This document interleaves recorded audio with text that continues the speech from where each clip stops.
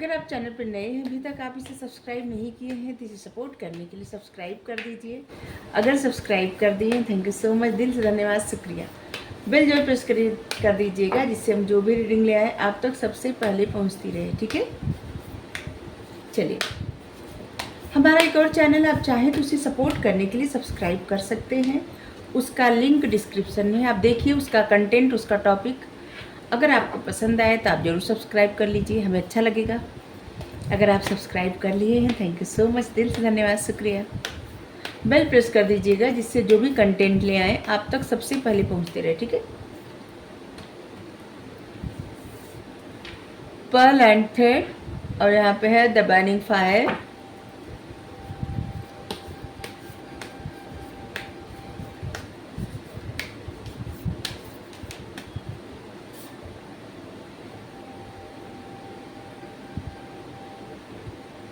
God, reciprocation, divine descent. जब जब धरती पे धर्म की हानि होती है, तब तब भगवान आते हैं किसी न किसी रूप में, किसी न किसी तरह से संसार को एक नई एनर्जी देने के लिए, एक नई ऊर्जा देने के लिए, अधर्म को मिटाने के लिए। यदा यदा हि धर्मस्य ग्लानिर्भवत् भारत अभ्युत्थानं धर्मस्य तदात्मनं सृजाम्यहम्। तब तब भगवान आते हैं जब जब धर्म की हानि होती है, जब जब कोई पुकारता है, हृदय से बहुत पुकारता है, किसी न किसी रूप में आ जाते हैं, किसी न किसी रूप में आके बचा लेते हैं, किसी न किसी रूप में मार्गदर्शन करते हैं।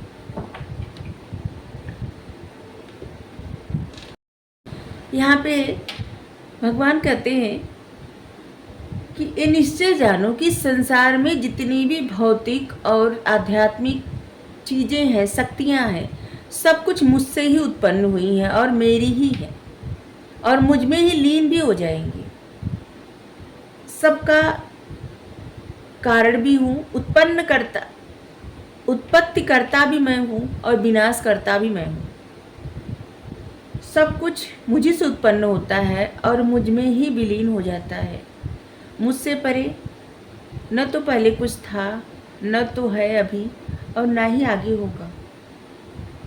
ये सब सारा संसार मुझ पर ही टिका हुआ है। जिस तरह से मोती धागे में पिरोए जाते हैं, उसी प्रकार ये संसार, ये प्रकृति मुझ में पिरोए गए हैं।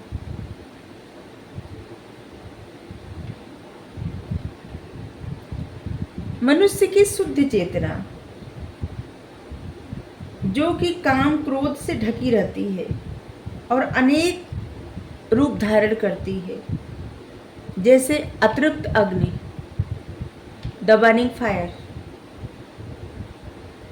कुछ चीज़ें, कुछ ऐसी बातें जो कि पूरी नहीं हुई होती है, ठीक है, अतृप्त रहती हैं, और वही एक क्रोध का रूप धारण करती हैं, वही एक ईर्ष्या का रूप धारण करती हैं, वही परेशानी का रूप धारण करती हैं, स्वयं के लिए भी और स्वयं के लिए ही। ठीक है, स्वयं के लिए भी कहे, दूसरों के लिए, हाँ, जो आपके आसपास रहते हैं उनके लिए हानिकारक हो सकता है, लेकिन स्वयं आपके लिए सबसे ज़्यादा। इसलिए हमेशा अपनी उस अतृप्त बातों को, उस अतृप्त इच्छाओं को उजागर न करें। मतलब बार बार उन चीज़ों के बारे में बिल्कुल न सोचें जो इच्छा पूरी नहीं हो पाई। ठीक है, जैसे कि किसी को कुछ पाना था, नहीं मिला, कुछ बनना था, नहीं बन पाए, कुछ करना था, उस तरह का कार्य नहीं कर पाए। ये सब क्या होती है? अतृप्त इच्छा होती है। जिसको जितना याद करे उतना ज़्यादा बुरा लगता है, दुख होता है, और दुख से ज़्यादा वो जो होता है ना, दुख एक घुटन का रूप धर लेता है, और घुटन से ईर्ष्या होती है, ईर्ष्या से क्रोध आता है।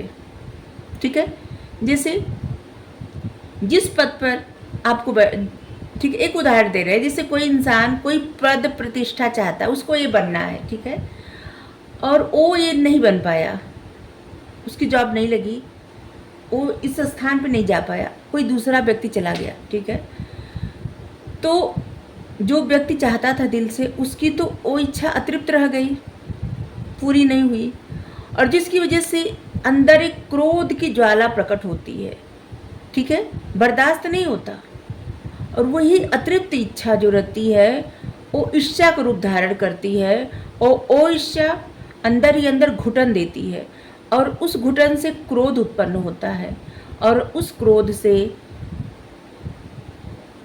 कभी कभी बहुत कुछ नष्ट हो जाता है, ठीक है। इसलिए जो हो गया, जो मिल गया, जो अभी तक मिला है, वो हमेशा पर्याप्त समझें। अगर एक जोड़ी सिर्फ कपड़ा ही मिला है ना, तो जो मिला है ना वो पर्याप्त ही समझें, क्योंकि जिस दिन आप पर्याप्त समझने लगेंगे उस दिन आपके अंदर की लालसा खत्म हो जाएगी, और लालसा खत्म हो जाएगी तो चीज़ें अपने आप, जब चीज़ों की तरफ से मोह हटा ले, ठीक है, इच्छा खत्म कर दे, तो वो चीज़ें अपने आप मिलती जाती है। और जब तक वो मोह जकड़ा रहता है, वो चीज़ें चाहिए चाहिए ऐसे रहता है, तब तक नहीं मिलती। और जैसे ही मन ही हटा दे कि नहीं नहीं मिला, ओके दूसरा कुछ मिलेगा, ये जॉब नहीं मिली, ठीक है हम दूसरी जॉब करेंगे, मन ही बना ले दूसरी जॉब करने के, ये बिजनेस सक्सेस नहीं हुआ, ठीक है दूसरा बिजनेस करेंगे, ये चीज़ें हमारे मन मुताबिक नहीं हुई, ठीक है दूसरा कुछ कर लेंगे, इसी पे ज़िंदगी तो ख़त्म नहीं हो रही है ना। बस अपना डायरेक्शन बदल दें, ठीक है। और यहाँ पे हम आप सबको कह रहे हैं कि जिनको लगे कि ये रीडिंग उनके लिए हो सकती है, ये गाइडेंस उनके लिए हो सकता है, सिर्फ उन्हें वही ले, ठीक है। अगर आपको ऐसा लगता है कि नहीं ये मेरे लिए नहीं है, तो फिर आपके लिए बिल्कुल नहीं होगा ये गाइडेंस, ठीक है। हमें नहीं पता होता किसकी एनर्जी आती है कहाँ से, लेकिन बहुत सारे लोग रीडिंग देखते हैं, जिनकी एनर्जी आए बस वही पिक करें, ठीक है, और वही इस गाइडेंस को फॉलो करें। जिनको आवश्यकता नहीं है वो न लें, ओके स्किप कर दें। तो इंसान की अतृप्त इच्छाएं उन्हीं के बहुत सारे सपनों ख्वाबों को जला देती हैं, अपना ही बुरा कर देती हैं, ठीक है। बहुत सारी अपॉर्चुनिटी हाथ से फिसल जाती है, क्योंकि जब मन स्थिर नहीं रहता ना, तब कुछ भी अच्छा नहीं लगता। कुछ भी पाने के लिए मन का अच्छा होना ज़रूरी होता है, मन का स्थिर होना बहुत ज़्यादा ज़रूरी होता है, और मन अपना स्थिर करिए, ठीक है। सभी का स्रोत वही है, और सब कुछ उन पे छोड़ दीजिए। इंसान को किस्मत से ज़्यादा और वक्त से पहले कुछ भी नहीं मिलता, कभी भी। और इसलिए कर्म हाथ में रहता है, कर्म करना हाथ में रहता है, फल हाथ में नहीं रहता। कि हम ऐसा कर्म कर रहे हैं तो फल हमको ऐसा इससे अच्छा मिलेगा जो हम जैसा सोचे, ऐसा नहीं हो सकता। सब कुछ उनके हाथ में रहता है, परमात्मा के हाथ में। और वो जैसा देखते हैं, इंसान के नीयत देखते हैं, ठीक है, हर एक इंसान की नीयत देखते हैं सबसे पहले, और नीयत के साथ साथ उस इंसान का समर्पण भी देखते हैं अपने कार्य के प्रति, अपने कर्म के प्रति, और उसी प्रकार से फल देते हैं। जैसे हम अगर सही नीयत से कोई काम नहीं करेंगे, सब पूरा समर्पण नहीं देंगे, ठीक है, जैसे बस ऐसे कुछ काम करते हैं और बस ऐसे ही कर देंगे कि चलिए ठीक है करना हमको कर दे रहे हैं, तो उस प्रकार का फल कदापि नहीं मिलेगा, कुछ भी नहीं मिलेगा, क्योंकि उसमें मेरा मन ही नहीं लग रहा है, हमारा समर्पण ही नहीं है। जब समर्पण नहीं है तो उसका परिणाम अच्छा से कहाँ से होगा। जब समर्पण रहता है परिणाम तभी अच्छा होता है, जहाँ समर्पण नहीं वहाँ परिणाम जीरो होता है। तो भगवान यहाँ पे यही कह रहे हैं कि आपको जो बातें, जो इच्छाएं पूरी नहीं हुई ना, उसको बार बार याद ना करें, ठीक है।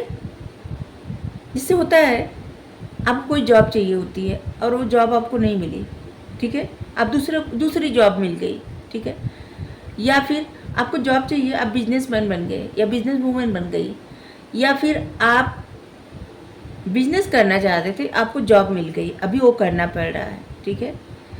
तो आपको, या फिर किसी ऐसे, जैसे मान लीजिए किसी किसी को ये भी हो सकता है कि ऐसा घर बनना था, वैसा नहीं बना, मन पसंद नहीं बना, ऐसा ये करना था, वैसा नहीं हुआ। तो ये सब अतृप्त होता है, अतृप्त मन। और जितना इन चीज़ों के बारे में सोच, क्योंकि देखिए जब व्यक्ति छोटा रहता है, जब बच्चा छोटा रहता है, उसका ख्वाब कुछ और रहता है। जब वो बड़ा होता है, जैसे कोई 12 साल का बच्चा है और उसके ख्वाब कुछ अलग होंगे, जब वो 20 साल का हो जाएगा उसका ख्वाब अलग हो जाएगा, और जब वही 30 साल का हो जाएगा तो उसका ख्वाब एकदम अलग हो जाएगा। और जब वही 35 साल, 40 साल, 50 साल, 60 साल, मतलब हर 10 साल बाद ख्वाब भी बदलता जाएगा।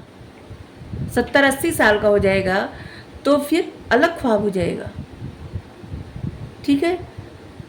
और भगवान हमेशा वो देते हैं जो आपके लिए सही होता है, चाहे इस बात को स्वीकार करें या न करें। हम बहुत सारे लोगों को देखे हैं, बहुत सारे लोगों को एक तरह से देखे ना, ऑब्जर्व करते हैं हम लोगों की लाइफ, और लोगों को जो मिला रहता है, ठीक है। और फिर पता चलता है कि हाँ, ये व्यक्ति को एक क्यों मिला, ऐसा एक पद प्रतिष्ठा क्यों मिला, या एक क्यों नहीं मिला, ऐसा क्यों हुआ, ऐसा क्यों नहीं हुआ। क्योंकि हमसे ज़्यादा भला चाहने वाला कौन है? हमारा माता पिता। और उनसे भी ज़्यादा कौन चाहता है? भगवान।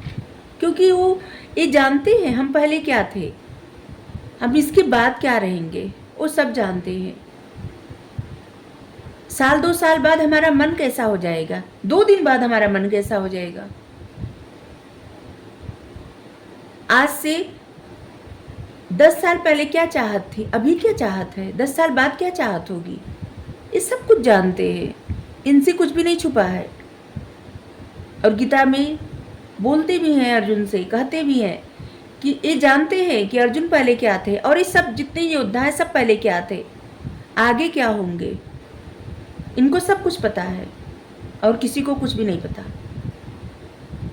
सभी लोग पहले भी थे, आज भी हैं, आगे भी रहेंगे, हमेशा रहेंगे।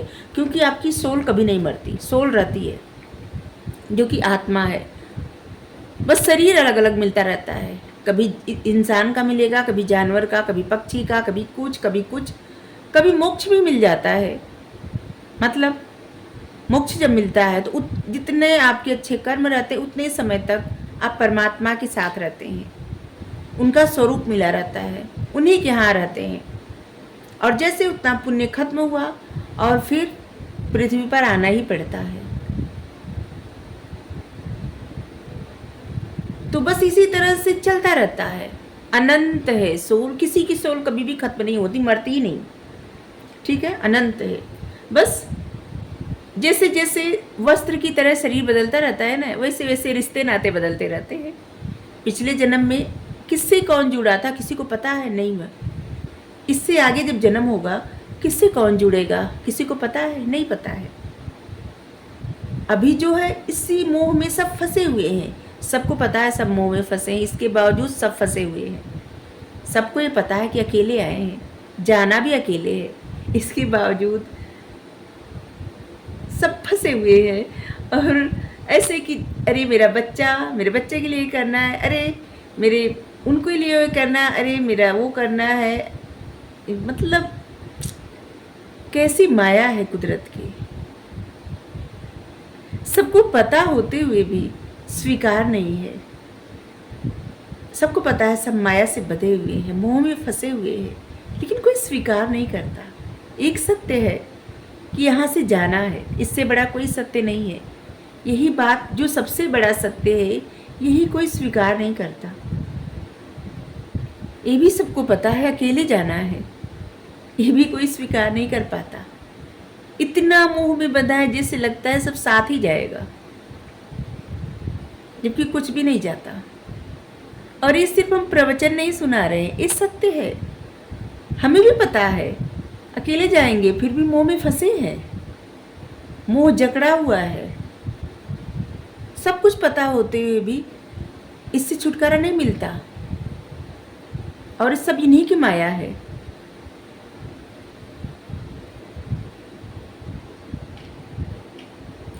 और ये कहते भी हैं कि मैं सभी प्राणियों में उसी प्रकार व्यवहार करता हूँ, मैं सभी प्राणियों से उसी प्रकार व्यवहार करता हूँ जिस प्रकार वो मेरी शरण में आते हैं।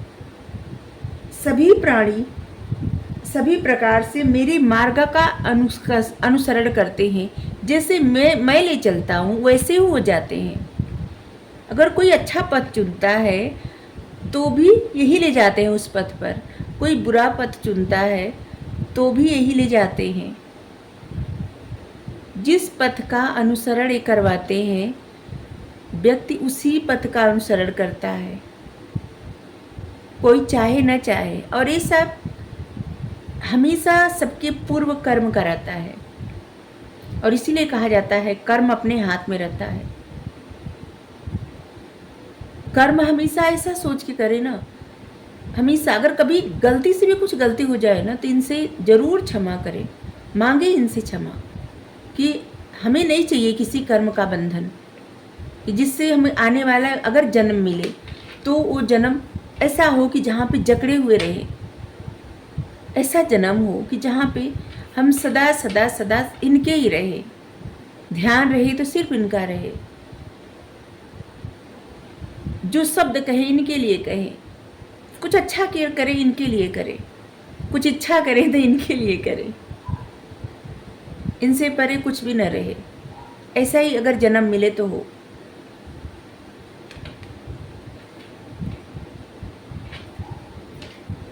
और ये सभी को मुंह में डाले हुए हैं और सभी को उसी प्रकार अनुसरण करवाते हैं जैसे ये चाहते हैं।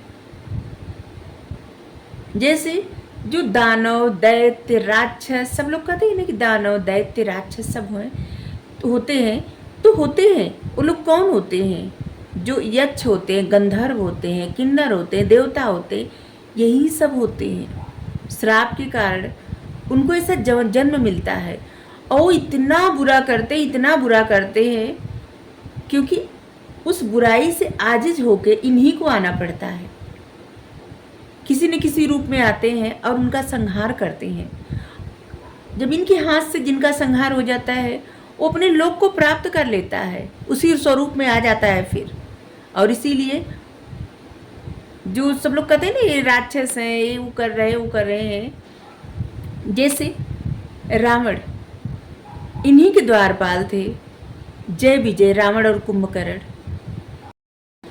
जो रावण कुंभकर्ण थे राक्षस, इन्हीं के द्वारपाल थे जय विजय।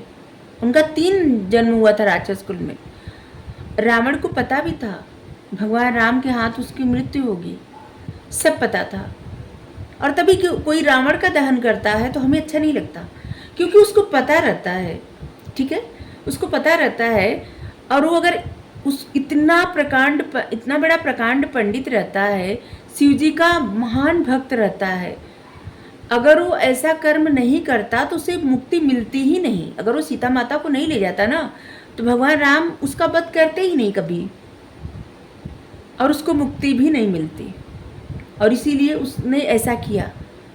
लेकिन इसके बाद अगर आप रामचरितमानस पढ़ेंगे, वाल्मीकि रामायण पढ़ेंगे, तो आपको समझ में आएगा कि रावण कितनी बार आके, जैसे दशरथ जी का श्राद्ध करवाया था रावण आके पुरोहित बन के, रावण आके शक्ति उपासना करवाई थी भगवान राम जी का, मतलब भगवान रामचंद्र जी का पूजन करवाता है आके, और एकदम ऐसे मन से जैसे कोई पुरोहित होता है, इस तरह से। मर्यादा पुरुषोत्तम भगवान राम, तो रावण भी कम नहीं था। रावण भी था तो दुश्मन भगवान राम के, लेकिन वो भी एक गलती किया था, वो भी अपनी मुक्ति के लिए किया था, और कोई मर्यादा नहीं तोड़ा था। और इसीलिए भगवान राम मर्यादा में रहे। मर्यादा का अनुसरण किए। युद्ध करते वक्त भी कुछ भी गलत नहीं हुआ था, ना ही रावण किया था और ना ही भगवान राम, मर्यादा में रहते हुए युद्ध किए थे। लेकिन वही द्वापर में जब कृष्ण भगवान के रूप में आए, वहां पे अगर मर्यादा सबको सिखाते, मतलब मर्यादा अगर पालन करते, ऐसा कहते कि मर्यादा का पालन करो, तो क्या अगर धृतराष्ट्र के लिए पांडव कहते कि नहीं हम वन जा रहे हैं, हमेशा वहीं रहेंगे, कभी वापस लौट के नहीं आएंगे, तो क्या दुर्योधन कभी जाके मनाता? नहीं मनाता। जिस तरह से भरत जी गए मनाने, वैसे दुर्योधन कभी मनाने नहीं जाता, लेकिन भरत जी गए, दुर्योधन नहीं जाता।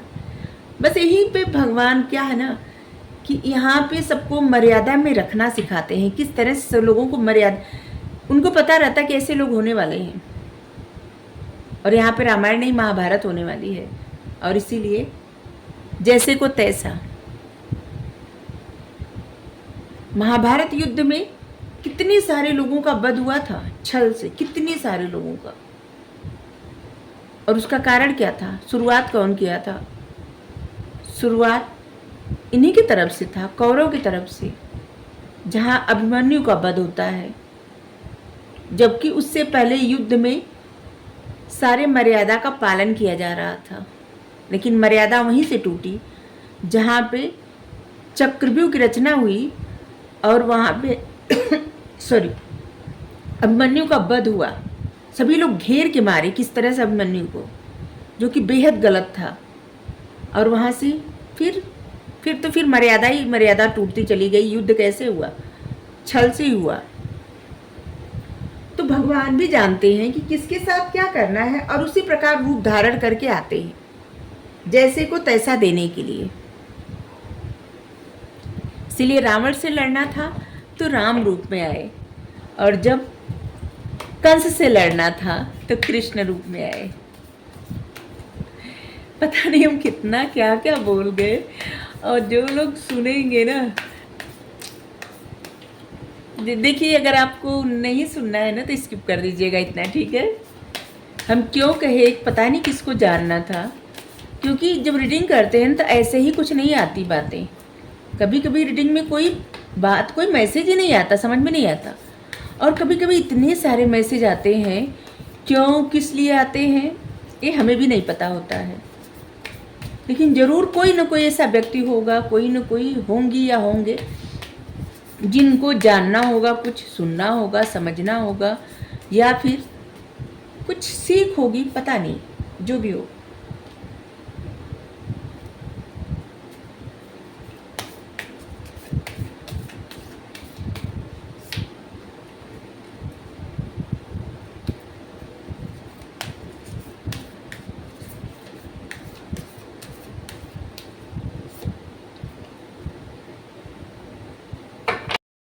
आपके लिए और मैसेज है कि थोड़ा ठहरिए, सर्दी का आनंद लीजिए, जल्दबाजी में मत रहिए, ठीक है। आगे सब अच्छा होगा। और आपके लिए कहा जा रहा है किसी के प्रति मन में ऐसी भावना न लाए, ठीक है, जैसे क्रोध वाले होता नहीं, किसी को इंसान अपना दुश्मन समझे, ऐसा नहीं करना चाहिए, ठीक है। क्योंकि एक ही माँ जो है परमात्मा प्रकृति, उन्हीं की सब संतानें हैं, सभी, ठीक है। और इसलिए सभी के साथ एक डीप इमोशनल कनेक्शन होता है सबका, सारे मानव जाति के, ठीक है। इसीलिए किसी का बुरा करना, किसी का बुरा सोचना, किसी के लिए बुरा ऐसा न करें, ठीक है। अपने मन से क्रोध को दूर करें। जब मन में आपके अच्छी भावनाएं आएंगी ना, तो आपका मन अपने आप शांत होता जाएगा, ठीक है। किसको क्रोध आता है ज़्यादा? और यहाँ पे है, आपको कहा जा रहा है आपको लाइफ लेसन लेना है, या लाइफ लेसन आपको बहुत मिल चुका है। इस समय आपकी सोल ग्रोथ पे है, ठीक है। आपकी सोल की ग्रोथ हो रही है, और बहुत कुछ आप सीख रहे हैं, आप हायर लर्निंग की तरफ बढ़ रहे हैं, सीख रहे, पढ़ रहे, समझ रहे हैं, जो कि बहुत बेहतर होगा आगे, ठीक है। आप जितना ज़्यादा इनसे जुड़ते जाएंगे उतना ज़्यादा अपने आप से जुड़ते जाएंगे, अपने आप को जानते जाएंगे। इनसे हमारा तात्पर्य है आप जिनको भी मानते हैं, क्योंकि परमात्मा एक है, उनके स्वरूप बहुत सारे हैं। मतलब अलग अलग नाम से अलग अलग स्वरूप में लोग पूजते हैं, मानते हैं, प्रार्थना करते हैं, लेकिन है वो एक ही। जितना आप उनसे जुड़ते जाएंगे उतना ज़्यादा आपकी सोल की ग्रोथ होती जाएगी, और समझ लीजिए हायर लर्निंग, उच्च शिक्षा प्राप्त होती जाएगी, उच्च ज्ञान। Thank you. राधे राधे।